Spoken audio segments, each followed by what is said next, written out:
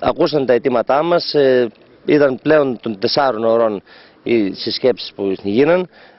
Εκτιμούμε ότι η πίεση που ασκείται από τον μπλόκο και γενικότερα από όλα τα μπλόκα στην Ελλάδα είναι μεγάλη και ότι αν συνεχίσουμε έτσι με όλες τις άλλες ομάδες στο πλάι μας θα έχουμε αποτελέσματα. Με εκπροσώπους κομμάτων συναντήθηκαν χθες στην Αθήνα μέλη της Πανελλαδικής Συντονιστικής Επιτροπής των Αγροτών.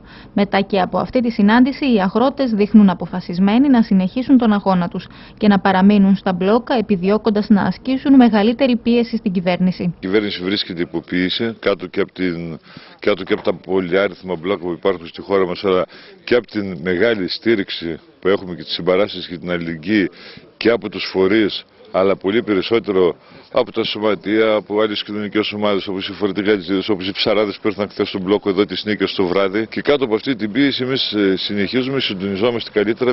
Βγαίνουν αύριο μπλόκο και στα πράσινα φανάρια, έχουν βγει και στα Μάλγαρα, έχει βγει ακόμα ένα στον Εύρο, δηλαδή δείχνει ότι πυκνώνει. Όσο περνάνε οι μέρες, φουντώνει αυτό το αγροτικό κίνημα. Την Πέμπτη στις 3 το μεσημέρι θα πραγματοποιηθεί πανθεσσαλικό συλλαλητήριο στον κόμβο Νίκαιας και στόχος είναι να υπάρξει ξανά κατάληψη στο οδόστρωμα της Εθνικής Οδού. Στα μπλόκα καλούμε όλους τους άλλους αγρότες, εργάτες, αυταπασχολούμενους να είναι εδώ την Πέμπτη σε συλλαλητήριο πανθεσσαλικό που θα γίνει στις 3 ώρα το μεσημέρι. Όλο αυτό το διάστημα θα κάνουμε κινήσεις σε διόδια.